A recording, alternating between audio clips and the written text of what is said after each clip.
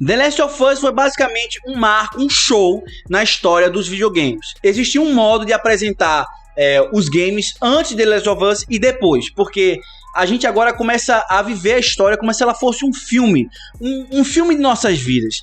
E a gente começa a imaginar tipos diferentes de possibilidades de viver uma história de zumbis. Mas, como toda adaptação, nem tudo vai ser fiel, literalmente, tete a tete, conforme manda o figurino, conforme o roteiro do jogo, né? E eu vim justamente trazer esse vídeo aqui pra vocês para contar as diferenças entre a série e o jogo.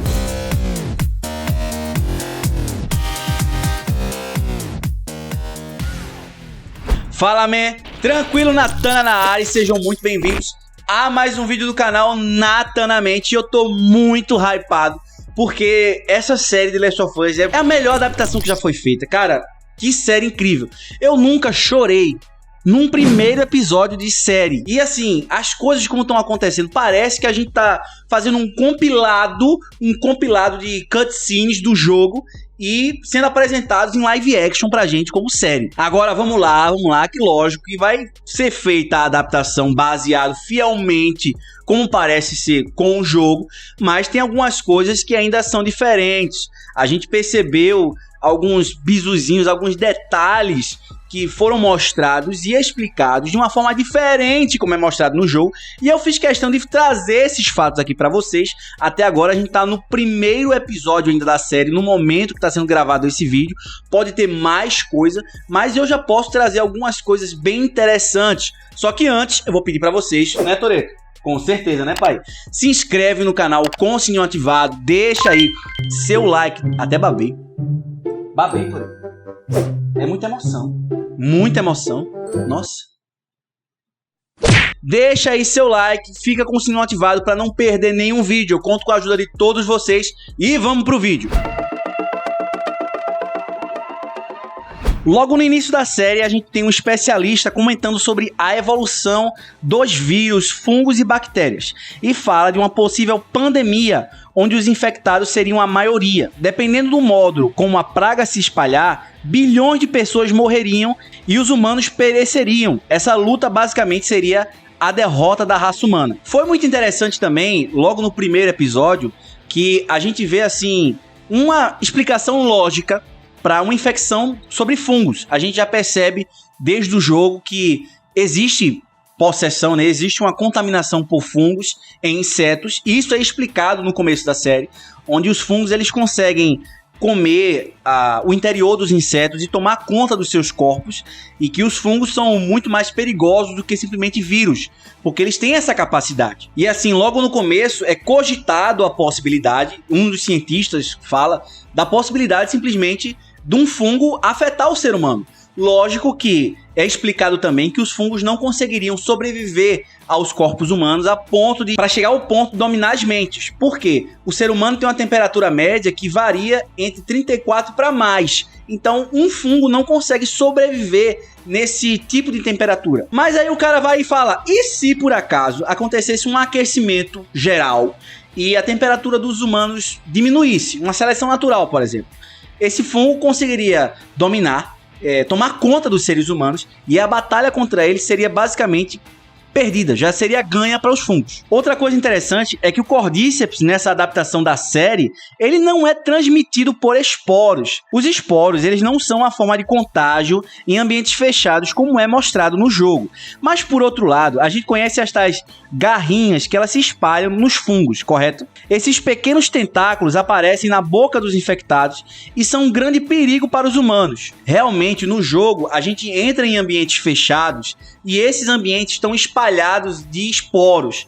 E é muito normal você pensar que onde existem esporos vão existir zumbis. Na série não ficou muito claro como foi essa primeira contaminação. A gente fica meio na dúvida como é que tudo acontece. Fica só a expectativa ou a conjectura do que pode ter acontecido, mas nada é claro. Uma outra coisa que é bem diferente do jogo é que a Sarah Miller, que é a filha do Joey, ela aparece bastante na série. E isso já foi comentado pelos produtores da série, que a gente ia ver bem esse estupim, essa bomba explodindo, a gente ia ver todos os diferentes momentos onde as pessoas entravam em pânico. E, logicamente, para mostrar isso, foi necessário mostrar muito mais da Sarah Miller e, por modéstia à parte, eu gostei bastante que você conseguiu trazer uma identidade, você conseguiu incluir várias pessoas logo no início da série.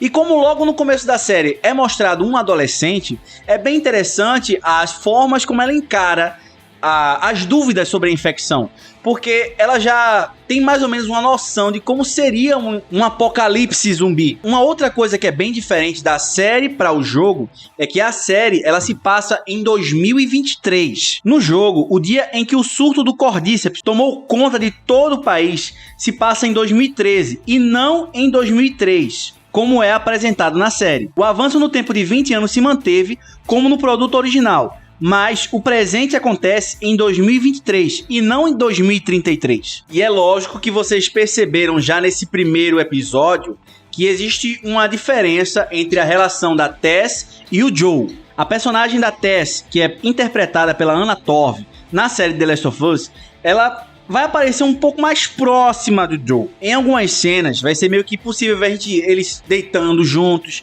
Tem alguns cortes que mostram ela abraçando ele por trás na cama. Então tudo indica que vai ter uma relação amorosa entre esses personagens. Lógico que o foco dessa série não é mostrar a relação entre o Joe e a Tess, mas é possível num episódio ou outro, um episódio ou dois no máximo, mostrar um pouco mais de afetividade, né? Mais de proximidade entre esse casal. Outra coisa que aparece na série é o seguinte, que o Tommy e o Joe, eles continuam conversando. No jogo, a relação entre o Tommy e o Joe é de um distanciamento extremo. Na série, isso é um pouco diferente. No jogo, eles não se falam há anos. Houve uma briga e eles não se falam. Na série, tudo indica que houve um desentendimento e eles foram por caminhos diferentes, mas o Joe sempre está tentando entrar em contato e eles conversam numa espécie de código através do rádio. Tem uma outra coisa que não acontece no jogo, que foi mostrado nessa série, e eu acho muito interessante porque no jogo a gente tem algumas cutscenes, né? Mas na série a gente tem a possibilidade de trazer mais humanidade para os personagens, né? Que foi justamente os exames de rotina da Ellie. A Ellie foi atacada por infectados, mas ela sobrevive. No entanto, algo que não vimos no jogo é como a personagem ela foi tratada até os vagalumes aceitarem que ela não ia se transformar numa das criaturas. Numa das cenas, logo no primeiro episódio, a gente vê que a Ellie passa por exames de rotina, todos os dias, fazendo enquetes. Uma pessoa vem e faz perguntas, manda ela levantar o braço, abaixar o braço, olhar para o lado, para o outro, falar devagar, contar de 1 até 10 lento ou depois rápido, falar o nome dela. Então isso são questões que são passadas para pessoas quando você está tentando analisar a sanidade. Por mais que ela não tenha se transformado, eles queriam saber se a sanidade mental da Ellie continuava intacta. Outra coisa que ficou bem diferente foi a Fedra e a facção dos Vagalumes. A Fedra e os Vagalumes são duas organizações que não foram tão exploradas assim no começo do jogo. Na série já foi possível ter uma noção do motivo deles serem tão opostos. Os policiais, eles são ditadores, enquanto o outro grupo quer ter a liberdade entre o meio a todo o caos que está acontecendo no meio dessa infecção. E tudo isso foi no primeiro episódio. Agora eu queria que vocês comentassem aqui. Comenta aqui embaixo o que é que vocês acharam a mais. Quais diferenças vocês viram a mais do jogo para a série. Quero que vocês comentem aqui e participem, porque eu gosto muito de ler todos os comentários de vocês, tá certo? Eu vou ficando por aqui, tá bom? Essa foi uma análise baseada simplesmente no primeiro episódio. A gente, no momento que está sendo gravado esse vídeo, ainda não tem muito material para poder comparar as duas obras, mas já tem muita coisa que a gente já pode perceber que tem diferença sim. Foi uma adaptação muito bem feita, mas existem algumas diferenças, tá certo? Eu quero que vocês fiquem com Deus. Lembra de se inscrever no canal com o sininho ativado, tá certo? E vocês gostaram do vídeo? Deixa o like, ajuda o nosso canal, tá certo? A continuar crescendo. Vou ficando por aqui e vocês fiquem com Deus. Vou nessa. Fui!